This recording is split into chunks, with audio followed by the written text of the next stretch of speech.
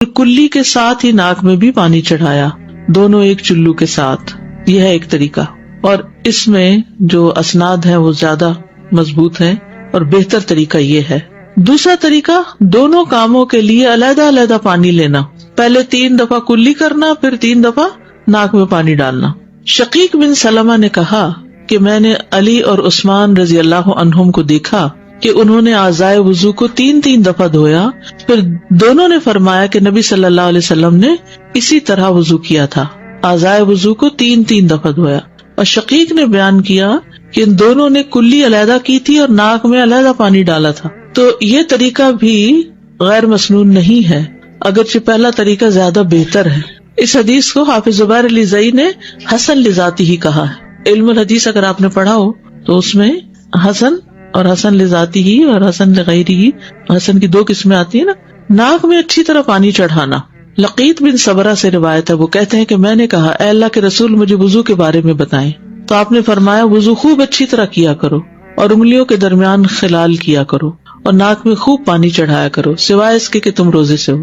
روزے سے ہو تو پھر کیوں نہیں زیادہ ناک میں پانی چڑھانا، حلق میں چلا جائے گا. حلق سے کہاں چلا جائے گا؟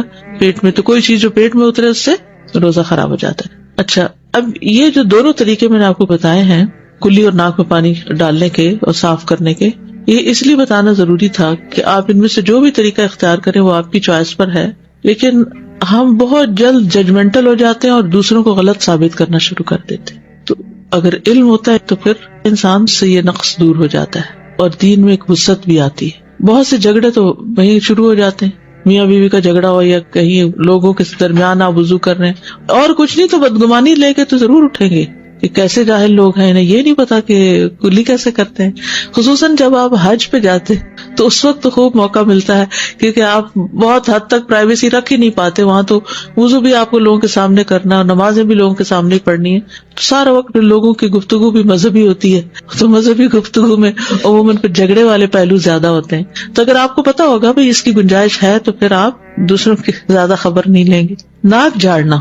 ابو ہریرہ رضی اللہ عنہ سے روایت ہے، رسول اللہ صلی اللہ علیہ وسلم نے فرمایا جب تم میں سے کوئی وضو کرے تو اپنے ناک میں پانی ڈالے اور اسے جھاڑے، اس سے بہت سی گندگی جو ہے وہ دور ہو جاتی ہے جو سانس لیتے ہوئے بالوں کے ساتھ ناک کے اٹک جاتی. ایک اور حدیث ہے، ابو ہریرہ رضی اللہ عنہ محمد رسول اللہ صلی اللہ علیہ وسلم سے روایت کرتے ہیں، پھر انہوں نے کچھ احادیث بیان کی اور ان میں سے ایک یہ بھی تھی کہ رسول اللہ صلی اللہ علیہ وسلم نے فرمایا جب تم میں سے کوئی وضو کرے تو اپنے دونوں نتنوں سے ناک میں پانی کھینچے پھر ناک جھاڑے.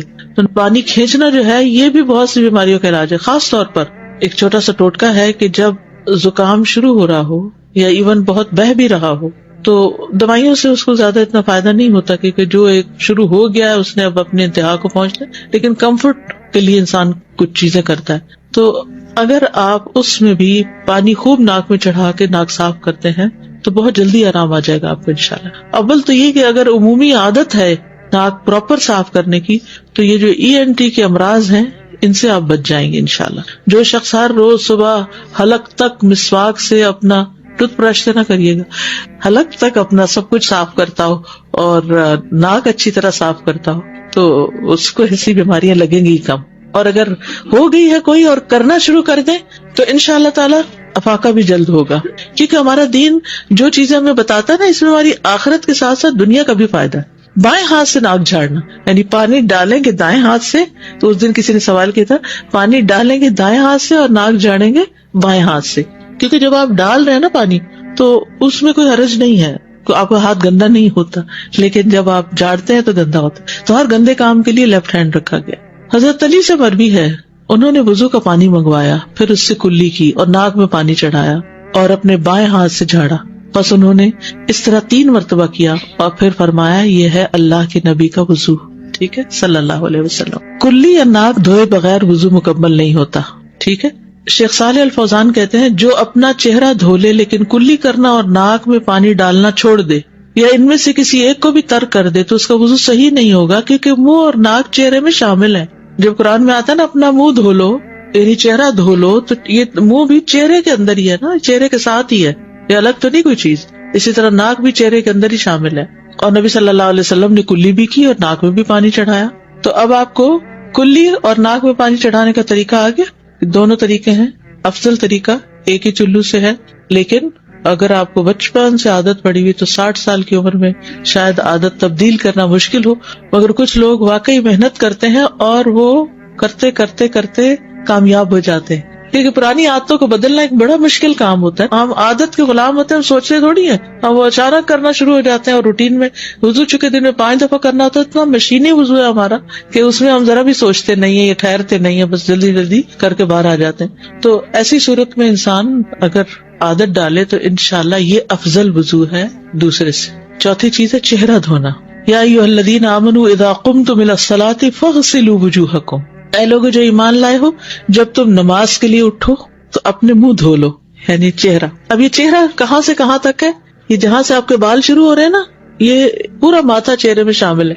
یہ جہاں تک آپ کے بال آ رہے ہیں، یہ سب یعنی ساری خالی جگہ چہرے میں شامل. اور یہ سارے حتیٰ کہ یہ کان کی جو لو ہے، یعنی یہ حصہ نا جہاں سے کان شروع ہو جاتا ہے، یہ سب حصہ چہرے میں شامل ہے. اور یہ تھوڑی بھی چہرے میں شامل، ٹھیک ہے. یعنی جتنا بھی حصہ آپ کے بالوں اور کان اور اس کے بیچ میں ہے انکلوڈنگ چن، یہ چہرے میں شامل ہے. عامر بن یحییٰ مازنی اپنے والد سے روایت کرتے ہیں کہ ایک شخص نے عبداللہ بن زید رضی اللہ عنہ سے پوچھا، اور وہ عامر بن یحییٰ کے دادا ہے، کیا آپ مجھے دکھا سکتے ہیں کہ رسول اللہ صلی اللہ علیہ وسلم کس طرح وضو کیا کرتے تھے؟ تو عبداللہ بن زید نے کہا ہاں. پھر انہوں نے پانی منگوایا اور اپنے ہاتھوں پر ڈالا اور ان کو 2 مرتبہ دھویا، پھر 3 مرتبہ کلی کے لیے منہ میں اور ناک میں پانی ڈالا، پھر اپنا چہرہ 3 بار دھویا. ٹھیک ہے. داڑھی کا خلال، نبی صلی اللہ علیہ وسلم اپنی داڑھی کا خلال کرتے تھے. چہرہ جہاں تک بال ہے وہاں تک دھونا، اور نیچے جو حصہ ہے اس میں صرف ہاتھ پھیرنا. جیسے دانتوں کا خلال ہوتا ہے نا، 2 دانتوں کے بیچ میں سوراخ ڈالنا، تو یہ چہرے کے بالوں پہ یعنی داڑھی کے بالوں میں انگلیاں پھیرنا جو ہے یہ خلال کہلاتا ہے.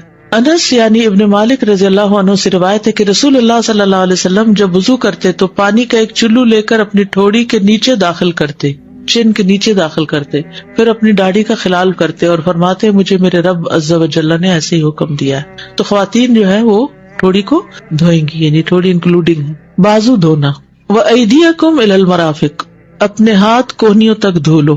جابر رضی اللہ عنہ سے روایت ہے کہ آپ صلی اللہ علیہ وسلم جب وضو کرتے تو پانی کو اپنی کوہنیوں پر گھماتے تھے، پانی کو اپنی کوہنیوں پر گھماتے. اچھا، اب آپ دیکھیں کہ بازو کس طرح دھوئے جاتے ہیں. 2 طریقوں سے دھوتے ہیں لوگ. ایک تو پانی لیا چلو میں اور اس کو کیا پیچھے، اور دوسرا ہے یہاں سے شروع کر کے پانی کو کوہنیوں پر گھماتے تھے، یہاں سے یہاں لانا.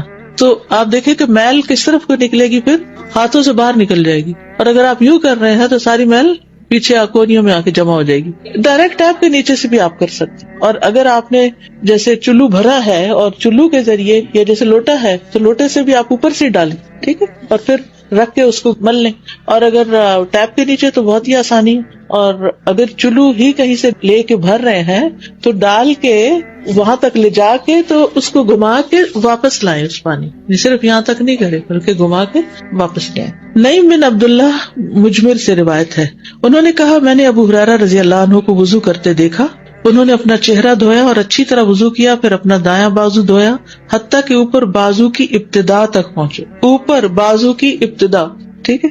پھر بایاں بازو دھویا حتیٰ کہ اوپر بازو کی ابتدا تک پہنچے. یہ اوپر ہے نا، یہ اوپر ہے، یہ نچلا حصہ ہے، یہ اوپر. بازو دھونے میں مبالغہ. نعیم بن عبداللہ سے روایت ہے، انہوں نے ابو ہریرہ رضی اللہ عنہ کو وضو کرتے ہوئے دیکھا. انہوں نے اپنا چہرہ اور اپنے بازو دھوئے یہاں تک کہ کندھوں کے قریب پہنچ گئے. یہ مبالغہ ہے، ٹھیک ہے، اوپر تک، کندھوں تک، یہاں تک. یعنی ہر وقت یہ دھونا نہیں، لیکن اگر کبھی آپ کو موقع ہو تو آپ دھو لیں. پھر انہوں نے اپنے پاؤں دھوئے یہاں تک کہ اوپر پنڈلیوں تک لے گئے. پھر کہا میں نے رسول اللہ صلی اللہ علیہ وسلم کو فرماتے ہوئے سنا ہے میری امت کے لوگ قیامت کے دن وضو کے اثر سے روشن چہروں اور سفید چمکدار ہاتھ پاؤں کے ساتھ آئیں گے، لہٰذا تم میں سے جو اپنی روشنی کو آگے تک بڑھا سکتا تو بڑھا لے. یعنی یہاں تک تو فرض ہے نا، کونیاں انکلوڈیڈ ہے، کونی خشک نہیں ہونی چاہیے. بعضوں کا سردیوں میں اسکن ڈرائی ہو جاتی ہے تو کونیاں جو ہیں اگر ان کو پراپر گھما کے مل کے نہ دھویا جائے تو وہ خشک رہ جاتی ہیں، ٹھیک ہے. تو اگر کوئی اس سے ذرا اوپر تک دھونا چاہے تو اوپر بھی دھو سکتے. مگر ہمارے یہاں تو لوگوں نے شرٹس کی آستینیں اتنی ٹائٹ رکھی ہوئی ہیں کہ کئی لوگ اس پہ مسح بھی کرنا چاہتے ہیں، کہتے ہیں جرابوں پہ مسح کی اجازت ہے تو اس پہ بھی کر لیتے. نہیں، جس نے بازو نہیں دھوئے کونیوں تک اس کا وضو نہیں ہوا. یعنی آپ بازو دھوئیں گے کونیوں تک اور کونیوں والے حصے پر پانی گھما کے مل کے اس کو دھوئیں گے پانی نیچے لائیں گے، چاہے آپ نیچے سے اوپر پانی لے جا رہے ہیں تب بھی ایسے کیجئے، چاہے آپ ڈائریکٹ اوپر سے ڈال رہے ہیں، ٹھیک ہے، لیکن پانی کو نیچے کی طرف لے آئیے، دھو لیجیے۔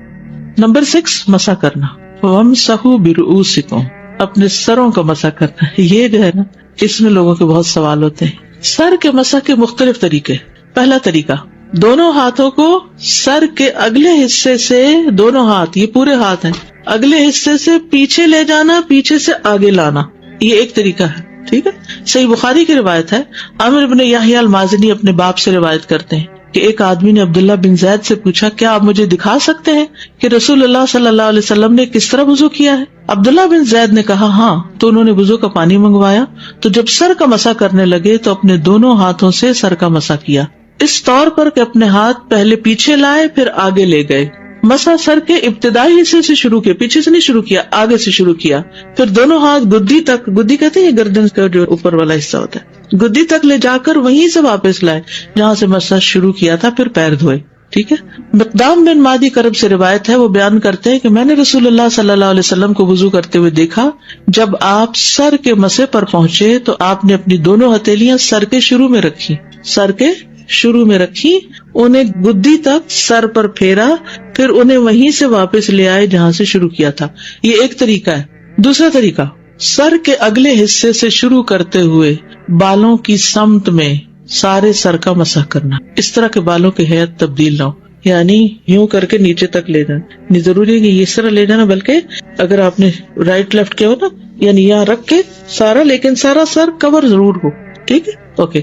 ربیہ بنت معوذ کہتی ہیں، رسول اللہ صلی اللہ علیہ وسلم نے ان کے ہاں وضو کیا تو پورے سر کا مسح کیا، اوپر سے سر کا مسح شروع کرتے، اوپر سے، ٹھیک ہے، اوپر سے ہر جانب سے بالوں کی لٹوں کے رخ پر ہاتھ پھیرتے، کیونکہ آپ کے بال لمبے تھے، یعنی یہاں سے شروع کرتے اور ہر جانب بالوں کی لٹوں کے رخ پر لے کے جاتے، اوپر سے نیچے، اور آپ بالوں کو ان کی ہیئت سے حرکت نہ دیتے تھے، یعنی کوئی ایسے ایسے کر کے نہیں کرتے تھے یا کوئی ان کو الٹا نہیں کرتے تھے، بلکہ بس سیدھا سیدھا کرتے تھے، ٹھیک۔ اب اس میں مزید دیکھیے گا، یہ بہت مزے کی حدیث ہے، اس میں ایک اور حکم بھی پتہ چلتا۔ ابو عبداللہ سالم سبلان حضرت عائشہ سے روایت کرتے ہیں، اور عائشہ رضی اللہ عنہا ان کی امانت داری سے بہت خوش تھی اور ان سے اجرت پر کام کروایا کرتی تھی۔ وہ کہتے ہیں کہ مجھے عائشہ رضی اللہ عنہا نے دکھایا کہ اللہ کے رسول صلی اللہ علیہ وسلم کیسے وضو فرمایا کرتے تھے۔ انہوں نے 3 دفعہ کلی کی اور ناک جھاڑا اور اپنا چہرہ 3 دفعہ دھویا، پھر اپنا دایاں ہاتھ اور بایاں ہاتھ یعنی بازو 3 دفعہ دھوئے، پھر عائشہ رضی اللہ عنہا نے اپنا ہاتھ سر کے اگلے حصے پر ماتھے کی طرف رکھا اور پیچھے تک پورے سر کا 1 دفعہ مسح کیا، بس۔ پھر انہوں نے اپنے ہاتھ اپنے کانوں پر پھیرے اور رخساروں پر پھیرے، پیچھے سے واپس نہیں لائیں، کیونکہ ہم لوگوں کو صرف ایک طریقہ بتاتے ہیں، پھر وہ ہر ایک سے پوچھتے پھرتے کیسے کرے، بال خراب ہوتے ہیں، صرف پیچھے لے گئی۔ اچھا، سالم کہتے ہیں جب میں مکاتب تھا تو آپ کے پاس آیا کرتا تھا، وہ مجھ سے پردہ نہیں کرتی تھی بلکہ میرے سامنے بیٹھ کر مجھ سے باتیں کیا کرتی تھی، حتیٰ کہ میں ایک دن ان کے پاس آیا اور میں نے کہا، اے ام المومنین، میرے لیے برکت کی دعا فرمائیے۔ وہ کہنے لگی، کیا بات ہے؟ میں نے کہا، اللہ نے مجھے آزاد فرما دیا ہے۔ وہ کہنے لگی، اللہ تمہارے لیے برکت فرمائے۔ اس کے بعد میرے سامنے پردہ لٹکا لیا اور اس دن کے بعد میں نے انہیں نہیں دیکھا۔ تو غلام سے پردہ نہیں ہوتا نا، تو غلام جب آزاد ہو گیا تو پھر پردہ ہو گیا۔ تو اس طرح حضرت عائشہ نے بہت لوگوں کو سکھایا، کسی کو دودھ پلوایا اور محرم بنایا، یعنی امت کو تعلیم دی۔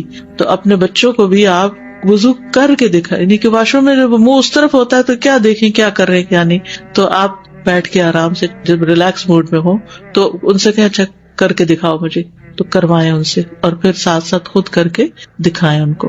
تیسرا طریقہ، دونوں ہاتھوں کو سر کے پچھلے حصے سے آگے لانا اور آگے سے پیچھے لانا، یعنی شروع کہاں سے کرنا؟ پیچھے سے آگے اور آگے سے پیچھے۔ دیکھیے، جب علم کی وسعت ہوتی ہے نا تو دلوں میں بھی وسعت ہوتی ہے، اور لوگ جب ورائٹی آف ویز کے ساتھ کوئی کام کرتے تو آپ ان کو برا بھلا نہیں سمجھتے، ورنہ دل میں ایک بدگمانی اور ایک اپنے علم کی وہ جو ہوتی ہے نا تکبر سا کہ مجھے بہت پتا ہے، اور دوسروں سے بیکار کے جھگڑے، یہ پھر نہیں ہوتے۔ یعنی اگر نہ علم ہو تو پھر ہوتے ہیں، اگر علم ہوتا ہے تو انسان کہتا ہے اس کی رخصت ہے۔ عبداللہ بن زید روایت کرتے ہیں کہ رسول اللہ صلی اللہ علیہ وسلم ہمارے گھر تشریف لائے، ہم نے آپ کے لیے تانبے کے برتن میں پانی نکالا اس سے آپ نے وضو کیا، 3 بار چہرہ دھویا، 2 بار ہاتھ دھوئے اور سر کا مسح کیا، یعنی بازو 2 بار دھوئے۔ اس طرح کہ پہلے آگے کی طرف